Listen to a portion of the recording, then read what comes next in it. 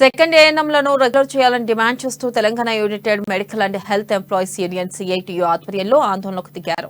ఇక స్థానిక సుందరయ్య భవనం నుండి ర్యాలీగా తరలివచ్చి ఆదిలాబాద్ కలెక్టరేట్ ఎదుట ధర్నా చేపట్టారు.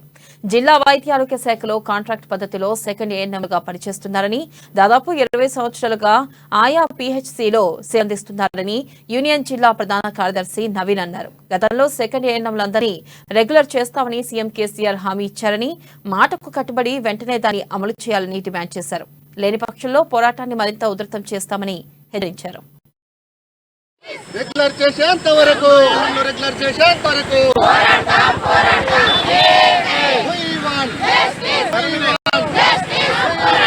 రెండు ఎన్నో రెగ్యులర్ చేసేంత వరకు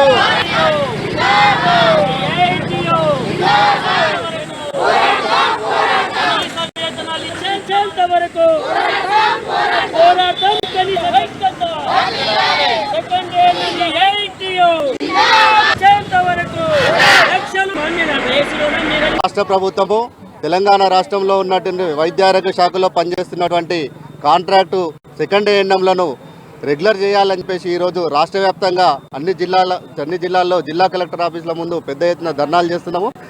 రెండో ఏఎన్ఎంలు అనేది దాదాపు 20 సంవత్సరాల నుంచి వివిధ పిఎస్సీలలో, యూపీఎస్సీలలో, గ్రామీణ ప్రాంతాల్లో, పట్టణ ప్రాంతాల్లో నిర్వీర్యంగా పెద్ద ఎత్తున పనిచేస్తున్నటువంటి సందర్భం ఉంది.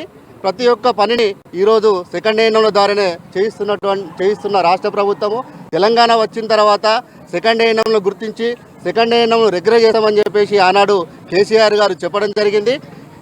వారు చెప్పిన హామీని నేడు నిలబెట్టుకోకపోవడం అనేది చాలా బాధాకరమైన విషయము.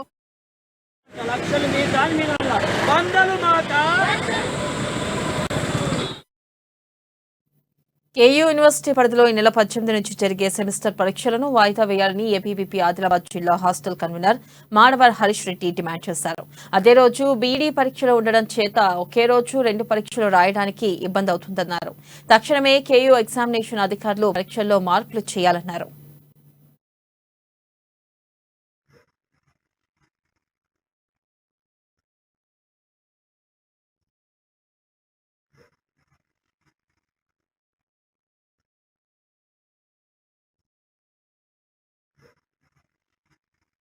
ఈరోజు అఖిల భారతీయ విద్యార్థి పరిషత్ ఏబీవీపీ ఆధ్వర్యంలో ఏదైతే ఈ నెల 18న జరుగుతున్న డిగ్రీ పరీక్షలను కాకతీయ పరిధిలో జరుగుతున్న డిగ్రీ పరీక్షలు వెంటనే వాయిదా వేయాలి. ఏదైతే ఈ నెల 18న జరుగుతున్న డిగ్రీ ఎగ్జామ్ వల్ల అదే రోజు బిఎడ్ ఎగ్జామ్స్ ఉన్నాయి. ఈ రెండు వల్ల విద్యార్థులకు అన్యాయం జరుగుతుంది. వెంటనే వాయిదా వేయాలని కోరుతున్నాం. కాకతీయ యూనివర్సిటీ వాళ్ళు ఈ రెండు ఎగ్జామ్ దృష్టిలో పెట్టుకొని విద్యార్థులకు న్యాయం జరిగే